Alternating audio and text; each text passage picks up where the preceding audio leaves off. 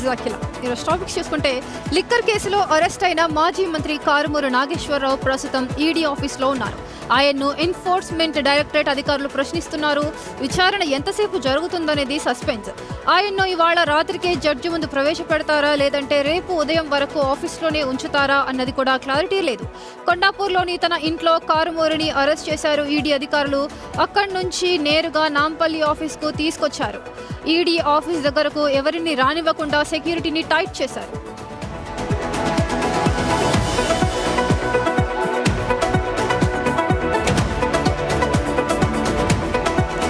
Details మా reporter Rana అందిస్తారు. రాణా, ఇప్పటికైతే ఈడీ ఆఫీసర్స్ అరెస్ట్ చేసినట్టు తెలుస్తోంది. మరి ఈ రోజు కూడా ఇంకా వాళ్ళ కస్టడీలో ఉంచుకుంటారా లేకపోతే జడ్జి ముందు ప్రవేశపెట్టే అవకాశాలు ఏమైనా ఉన్నాయా?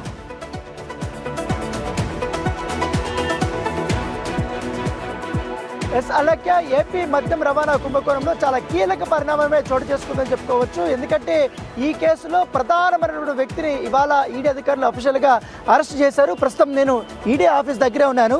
సో ఎగ్జాక్ట్గా 3:30 ప్రాంతంలో కారుమూరి నాగేశ్వరరావుని ఈడీ అధికారులు అరెస్ట్ చేసి కొండాపూర్లో ఈ కార్యాలయానికి ఆయన్ని తీసుకురావడం జరిగింది. ముఖ్యంగా ఈ టెండర్ల మ్యానిపులేషన్ ఎక్కువగా జరిగిన నేపథ్యంలో దీన్నే ఈ కుంభకోణంలోనే ఆయన్ని అరెస్ట్ చేశారు. ఎందుకంటే వైఎస్ఆర్ కాంగ్రెస్ పార్టీ సంబంధించిన ప్రభుత్వంలో 2020లో ముఖ్యంగా ఏపీ బెవరేజెస్ కార్పొరేషన్ లిమిటెడ్ నుంచి మద్యం డిపోల నుంచి ప్రభుత్వ రిటైల్ దుకాణాలకు మద్యాన్ని సరఫరా చేసేందుకు రాష్ట్ర వ్యాప్తంగా ఒక రవాణా టెండర్లు కూడా ప్రవేశపెట్టిన నేపథ్యంలో ఈ టెండర్లని నిబంధనలు ఉద్దేశపూర్వకంగా మార్చి కావాలని కొన్ని నిర్దిష్ట కంపెనీలకి ప్రయోజనం చేకూర్చేలా అధిక ధరలకు ఈ రవాణా కాంట్రాక్టులు కలపడారని కూడా ఆరోపణలు వచ్చిన నేపథ్యంలో దీనిపైనే నాగేశ్వరరావు యొక్క పాత్ర అనేది బయటపడింది. దాంతోపాటు ఈ టెండర్లో ప్రధాన కాంట్రాక్టును సిగ్మా సప్లై చైన్ సొల్యూషన్ అనే సంస్థకి వాళ్ళు దక్కేలా చేశారు. కాబట్టి ఈ వ్యవహారంలో నిబంధనలు కావాలని ఉల్లంఘన చేసి ప్రభుత్వ ఖజానాకి దాదాపు 195 కోట్ల 33 లక్షల వరకు కూడా నష్టం వాళ్ళేలా కూడా వీళ్ళు నిర్ణయం తీసుకున్నారు. కాబట్టి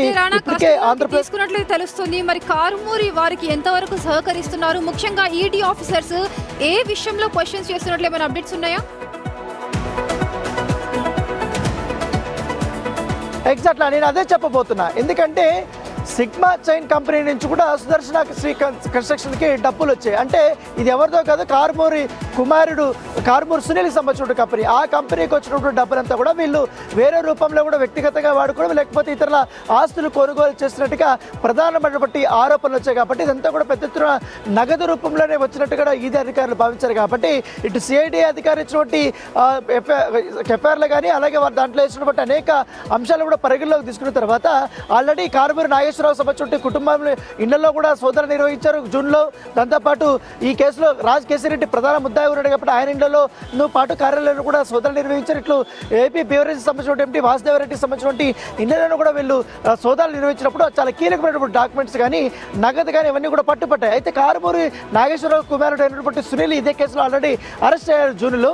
కాకపోతే అప్పుడు జరిపినటువంటి సోదాల్లో కూడా వారి ఇంట్లో పెద్ద ఎత్తున నగదు కానీ కొంతవరకు దాంతోపాటు లగ్జరీస్ సంబంధించినటువంటి 8 వాచ్లు కానీ వాహనాలు కానీ కొన్ని డాక్యుమెంట్లు కూడా సీజ్ చేసుకుని వాళ్ళు తీసుకొచ్చారు. అయితే అప్పటి నుంచి కూడా నెక్స్ట్ కారుమూరి నాగేశ్వరరావు రాత్రి వారి కస్టడీలోనే ఉంటారా లేకపోతే జడ్జి ముందు ప్రవేశపెట్టే అవకాశం ఉందా?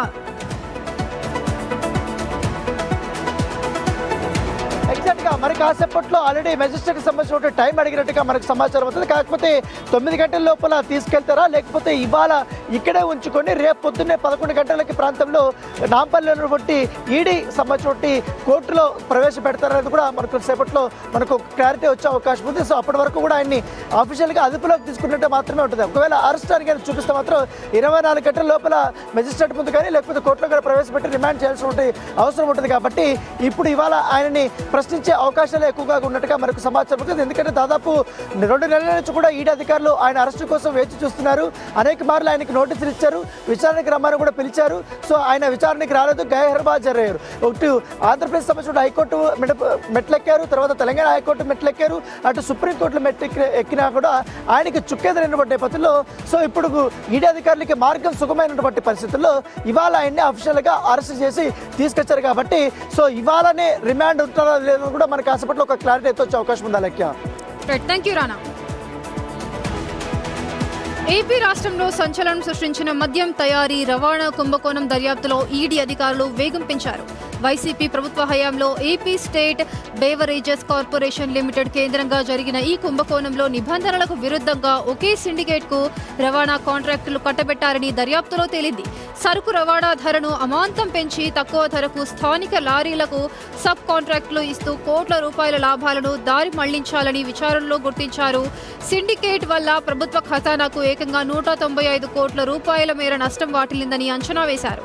ఈ కేసుకు సంబంధించి మనీ లాండరింగ్ కేణంలో లోతైన విచారణ జరిపిన ఈడీ అప్పటి సీఎంకి ఐటీ సలహాదారుడిగా పనిచేసిన కేసిరెడ్డి రాజశేఖర్ రెడ్డి ఈ మొత్తం స్కామ్కు మాస్టర్ మైండ్గా వ్యవహరించారని నిర్ధారించింది. ఆయనతో పాటు ఏపీఎస్బీసీఎల్ మాజీ ఎండీ దొంతిరెడ్డి వాసుదేవరెడ్డిని కూడా అరెస్ట్ చేసింది. డిజిటల్ చెల్లింపులను పక్కన పెట్టి మాన్యువల్ విధానాన్ని ప్రోత్సహించడం ద్వారా మద్యం డిస్టిలరీల నుంచి సుమారు 1000 కోట్ల రూపాయలకు పైగా కిక్ బ్యాక్లు హవాలా మార్గంలో వసూలు చేశారని ఈడీ రివార్డ్ రిపోర్టులో ప్రస్తావించింది.